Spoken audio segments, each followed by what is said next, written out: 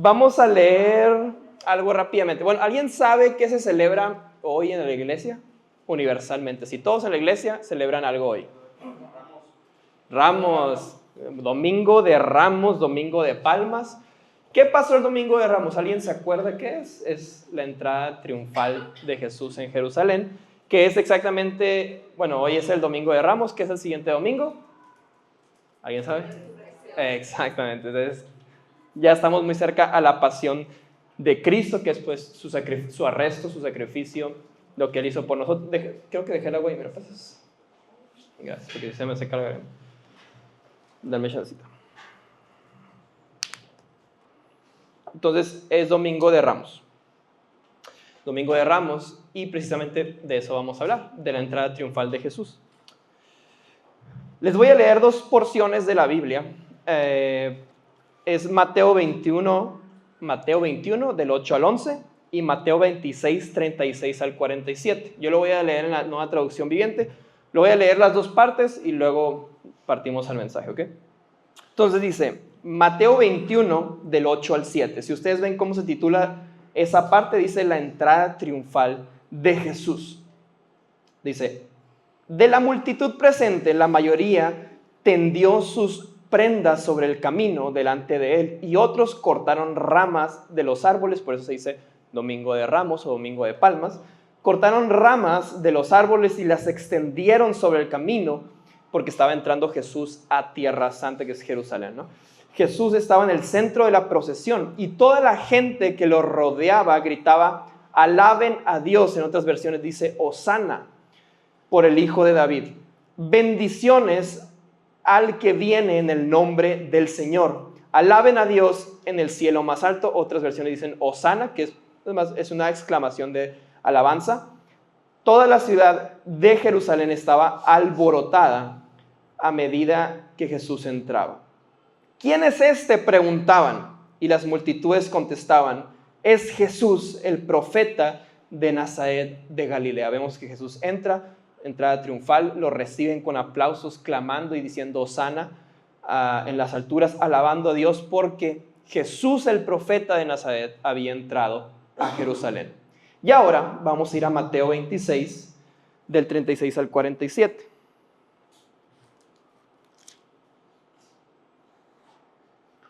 Dice lo siguiente: Jesús ora en Getsemaní. Entonces Jesús fue con ellos al huerto de olivos llamado Getsemaní y dijo, siéntense aquí mientras voy a orar. Se llevó a Pedro y a los hijos de Zebedeo, Santiago y Juan, y comenzó a afligirse y a angustiarse. Les dijo, mi alma está destrozada de tanta tristeza hasta el punto de la muerte. Quédense y velen conmigo. Él se adelantó un poco más y se inclinó rostro en tierra mientras oraba. Padre mío, si es posible que pase de mí esta copa de sufrimiento, sin embargo, quiero que se haga tu voluntad, no la mía. Luego volvió a los discípulos y los encontró dormidos. Le dijo a Pedro, ¿no pudieron velar ni siquiera una hora? Velen y oren para que no sean ante la tentación, porque el espíritu está dispuesto, pero el cuerpo es débil. Entonces Jesús los dejó por segunda vez y oró, Padre mío, si no es posible que pase de esta copa, menos que yo la beba, entonces hágase su voluntad. Cuando regresó de nuevo donde estaban ellos, los encontró dormidos porque no podían mantener los ojos abiertos, así que se fue a orar por tercera vez.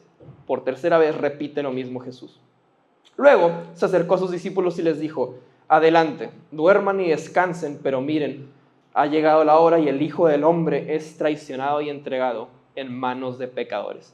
Levántense, vamos, miren, el que me traiciona ya está aquí. Mientras Jesús hablaba, llegó Judas, uno de los 12 discípulos, junto con la multitud de hombres, armado con espadas y palos. Los habían enviado los principales sacerdotes y los ancianos del pueblo.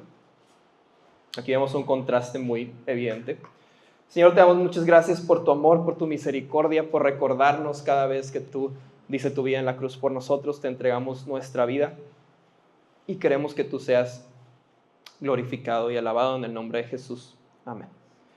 Jesús, en la entrada triunfal, en el Domingo de Ramos, llegaba de un ministerio prolífero, exitoso, venía de levantar muertos. como ahorita cantábamos, yo sé que levantaste a Lázaro, yo sé que si toco tu manto soy sano. Venía de Galilea, de Judea y de Samaria a recorrer, un líder del pueblo que platicaba con las personas, que caminaba, que era sabio, que enseñaba. No solamente enseñaba y no solamente caminaba con las personas, sino que sanaba, hacía milagros, multiplicaba la comida. Venía de un momento exitoso y prolífero en su ministerio.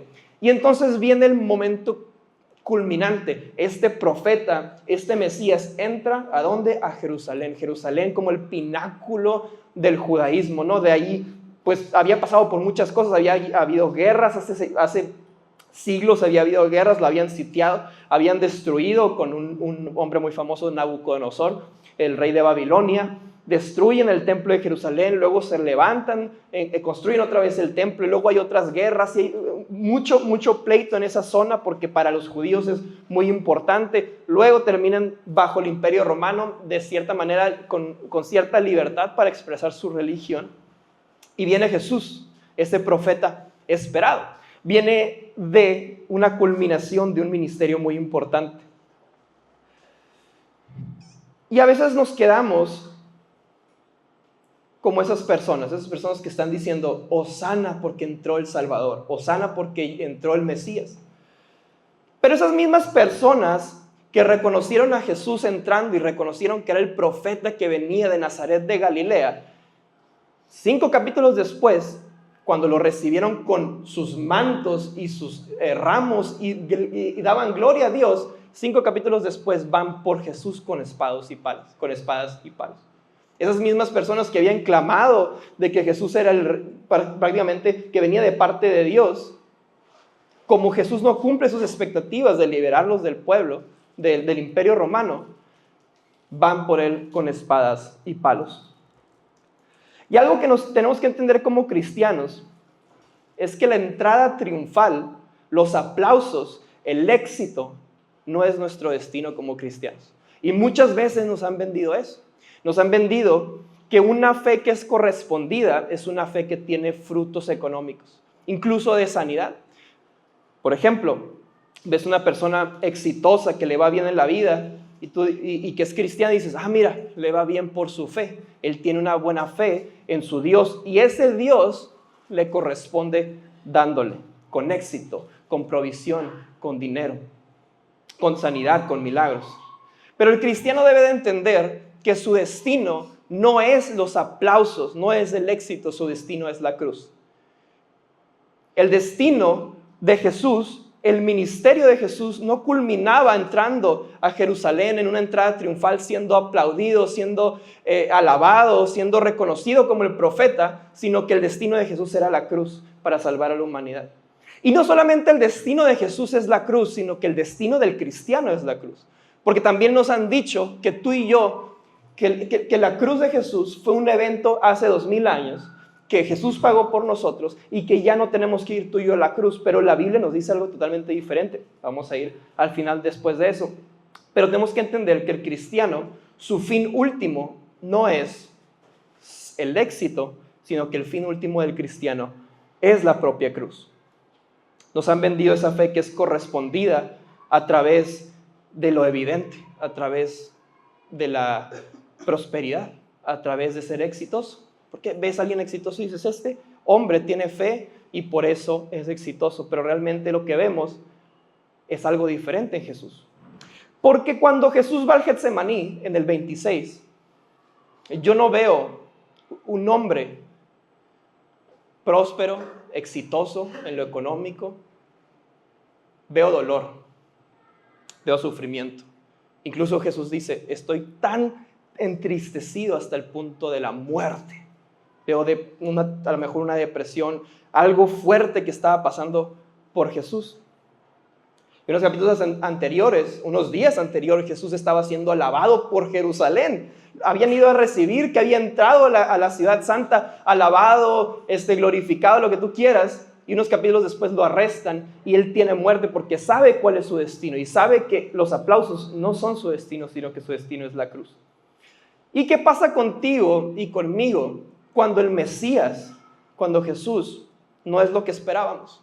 ¿Qué pasa cuando un predicador, un pastor o una iglesia no te predica que vas a tener prosperidad económica y que te va a llover dinero del cielo porque crees en Dios, sino la verdad de que el cristiano como fin último ve la cruz y ve la resurrección. Muchos hacen lo mismo que hizo la multitud, crucifican a ese Mesías y se van al siguiente. Yo he escuchado muchas veces de personas, y es en serio que he escuchado esto, que se cambian de iglesia porque en la iglesia que están no predican de éxito y no predican de prosperidad y no hay empresarios que ganan mucho dinero. ¿Por qué? Porque muchos vemos el propósito del cristiano y la fe correspondida como la entrada triunfal. Vemos la fe correspondida como milagros en nuestra vida. Vemos fe correspondida como una vida buena aquí en la tierra. Y tenemos que tener cuidado de que cuando nosotros seguimos a Jesús, ¿qué es lo que esperas tú de seguir a Jesús? ¿Qué pasa cuando ese Jesús no cumple las expectativas que tú tienes? ¿Haces lo mismo que la multitud? Primero lo recibes con ramos y mantos y luego, como no te cumplió, lo recibes con espadas y palos y lo crucificas y te vas al siguiente. Te vas al siguiente predicador que te diga lo que te gusta, te vas al siguiente pastor que te diga lo que te gusta, te vas a la siguiente iglesia que te diga lo que te gusta, porque ese Jesús no cumplió las expectativas que tú tenías. Y creo que hoy en día, en el 2026, en el siglo XXI, nos han vendido al Jesús de las palmas y de los triunfos y de los éxitos, pero a la iglesia le han quitado al Jesús de la cruz y al Jesús del huerto. A la iglesia nos han vendido al Jesús triunfador, que fue recibido con aplausos, así como si eso nosotros mereciéramos, y nos han quitado al Jesús que sufrió en el huerto y que dijo: Señor, no quiero pasar por esto, pero si es tu voluntad, yo la hago.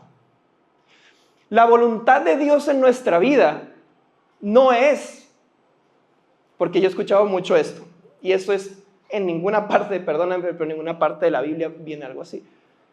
Yo he escuchado a muchos empresarios que les dicen: tu propósito es ser un gran empresario para que tengas mucho dinero y bendigas a más personas. En ninguna parte de la Biblia vas a ver algo así.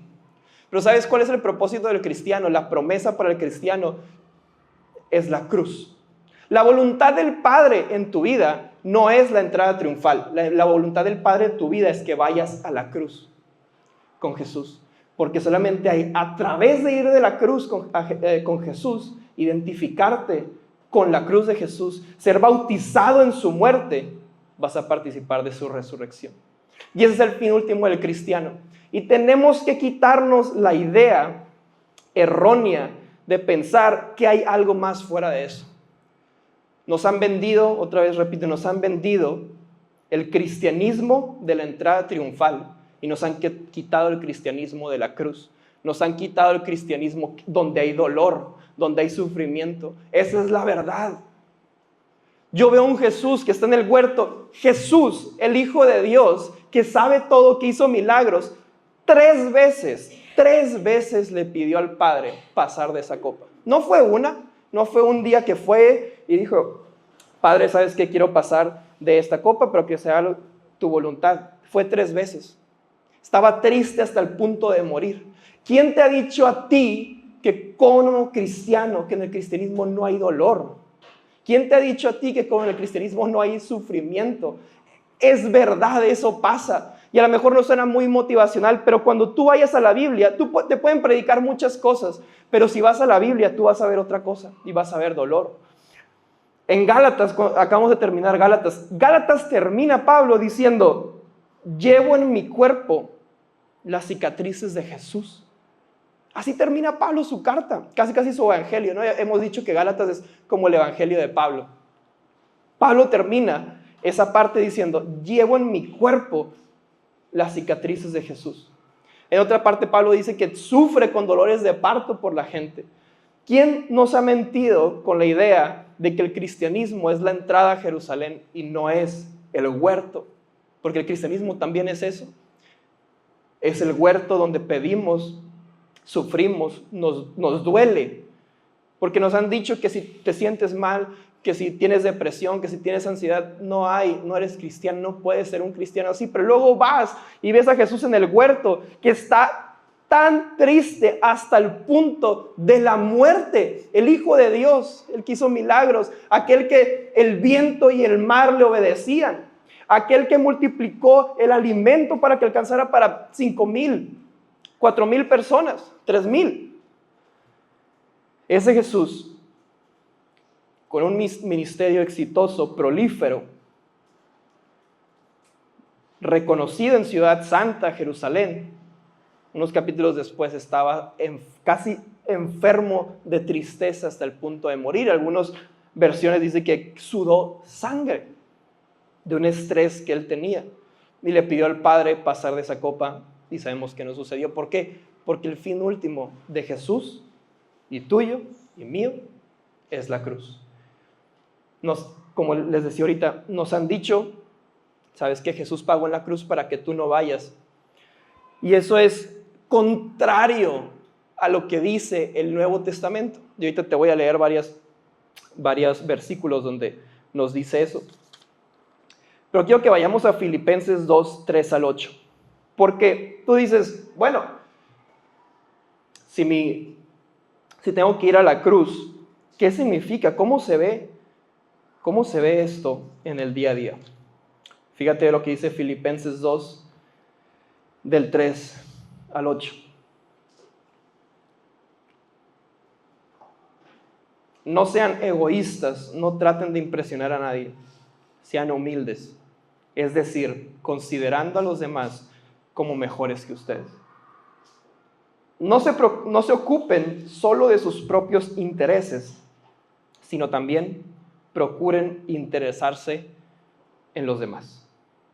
Y fíjate lo que dice el versículo 5, Filipenses 2:5. Tengan la misma actitud que tuvo Cristo. Otra versión dice, tengan el mismo sentir que tuvo Cristo. Aunque era Dios, no consideró que el ser igual a Dios fuera algo a la cual aferrarse.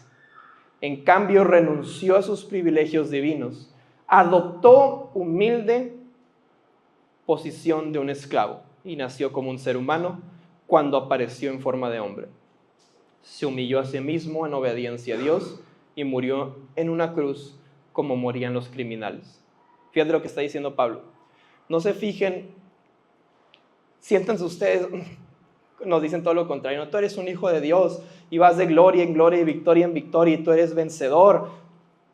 Y Pablo nos está diciendo, no se sientan más que los demás.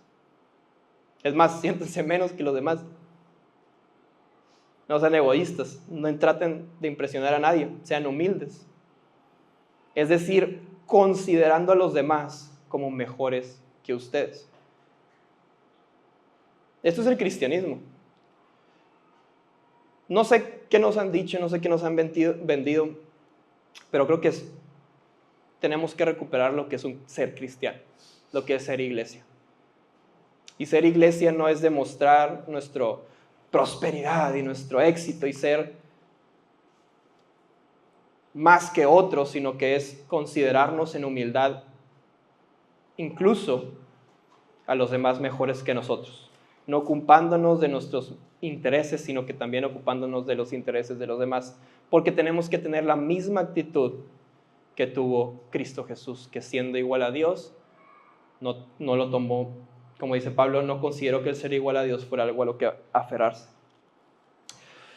Iglesia, la cruz no fue un evento aislado de Jesús que sucedió hace 2000 años. La cruz es nuestro destino.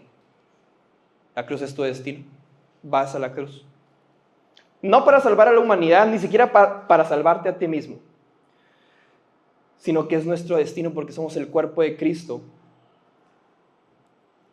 Y en muchos versículos, los autores del Nuevo Testamento nos dicen que tenemos que ser crucificados junto con Cristo.